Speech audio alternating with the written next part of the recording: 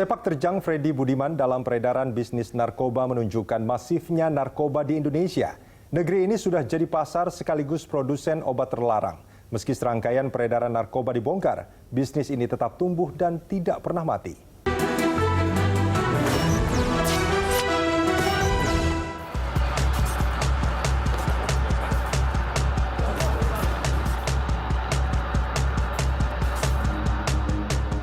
Badan Narkotika Nasional BNN menangkap truk kontainer yang membawa 1,4 juta ekstasi yang diimpor dari Tiongkok.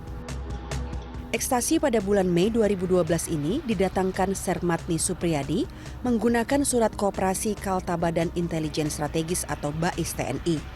Supriyadi divonis 7 tahun penjara dan denda 1,5 miliar rupiah. Ia juga dipecat dari dinas militer. Belakangan terungkap 1,4 juta ekstasi tersebut milik Freddy Budiman.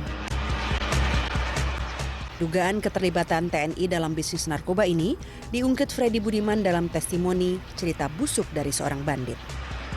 Menyusul testimoni Freddy, tim pencari fakta TNI memeriksa kembali Supriyadi. Ya, kita mencari informasi dari bekas-bekas dari tahanan-tahanan maupun yang sudah dibebaskan tentara. Ya kan, bekerjasama dengan kepolisian, bekerjasama dengan PPATK juga untuk mencari semuanya itu. Terkait peredaran 1,4 juta itu apakah juga diinvestigasi? Itu nanti ada rentetannya gitu loh. Jadi berbicara berdasarkan fakta. Kalau cuma katanya banyak, kan gitu. Katanya banyak. Saya tidak mau dengar katanya itu. Tim biasa saya bekerja, ya kan. Mau katanya siapa kek, nggak saya percaya itu katanya. Faktanya baru saya percaya. Panglima TNI telah mengantongi nama-nama anggota TNI yang masuk dalam jaringan narkoba Freddy Budiman, termasuk aliran dananya. Itu rahasia, sudah kita dapat, sedang kita kembangkan. Freddy Budiman merupakan seorang bandar narkoba kelas kakap. Meski mendekam dalam penjara, ia masih mengendalikan peredaran narkoba dari dalam bui. Penjara bahkan menjadi tempat teraman dalam mengendalikan narkoba. Karena saya memang udah lama di dalam ya. Dari penjara ke penjara saya jalanin, jadi mungkin di situ letak dikatakan menguasain di dalam penjara itu ya mungkin karena lingkupnya kan kecil ya, setiap penjara lingkungannya hanya cuma berapa besar sih. Tim Expos menemui seorang pengedar narkoba yang telah bertobat. Ia mengisahkan betapa mudahnya bertransaksi narkoba dengan bandar di penjara. Jadi dia kontek-kontekan dari dalam sama luar, dia yang dalam pegang handphone, terus kontek-kontekan kita dari dalam dulu nih, teman misalnya ada di dalam nih. Nah, kita teman ada di dalam, kontek-kontekan, yaudah ntar temen gue yang di luar yang nganterin, misalnya ditaruh di taman, kita yang penting transfer dulu nih dana. Indonesia telah menjadi pangsa pasar narkoba terbesar di Asia. Berdasarkan data BNN Juni 2015, pengguna narkoba mencapai 4,2 juta orang. Bulan November 2015, pengguna sudah mencapai 5,9 juta orang. Bertambahnya pengguna ini mengindikasikan narkoba tidak pernah hilang dari bumi pertiwi. Sementara Badan Narkotika Nasional bulan Agustus lalu membongkar penyelundupan narkoba. Pertama, sabu 2,5 kg dan 24,8 ribu butir ekstasi yang diselundupkan di dalam spakbor ban truk. BNN mengamankan 3 tersangka berinisial SR, MA, dan MU. Mereka ini menggunakan modus operandi pengiriman barang narkoba dari daerah Sumatera dengan tujuan ke Jakarta dan menyembunyikannya di spakbor mobil. Yang kedua, BNN menggagalkan penyelundupan 73 kg sabu dan 24 kg ekstasi siap edar dengan 3 tersangka berinisial SR, ER, dan IE.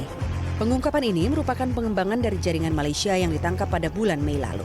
Tersangka ada 3, yang satu itu di bawah umur. Maka karena kami tunduk pada Undang-Undang Perlindungan Anak, maka memang ada perlakuan khusus kepada anak, bahwa anak itu tidak boleh dimunculkan di publik. Kita namakan X. Peredaran narkoba di tanah air tidak mudah lenyap. Kompleks Permata, Kedaung, Cengkareng, Jakarta Barat atau lebih dikenal dengan Kampung Ambon diduga masih menjadi tempat peredaran narkoba. Hal ini diungkapkan Shainda Lohi, seorang ibu yang berani melawan peredaran narkoba di Kampung Ambon.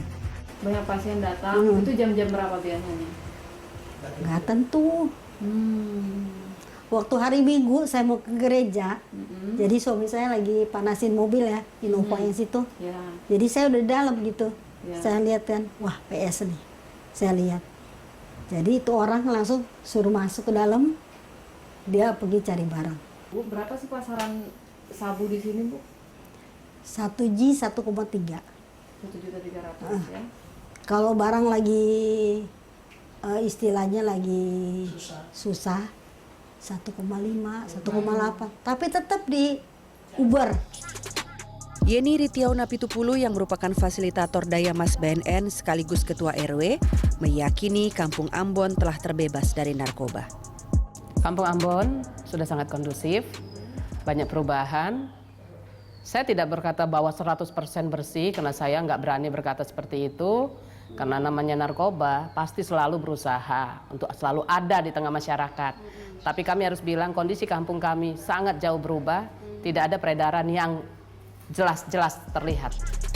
Warga Kampung Ambon diberi beragam kegiatan pelatihan keterampilan serta modal usaha agar ekonominya mandiri dan terbebas dari belenggu pengedar narkoba. Banyak pelatihan yang dilakukan dari Daya Mas, pelatihan salon, aksesoris, servis HP, daur ulang. Sudah ada yang berdikari begitu, Bu? Misalnya dia kursus salon, terus sudah buka salon, begitu, ada nggak? Kalau kursus salon, buka salon maksudnya begitu. Kalau untuk pribadi-pribadi ada.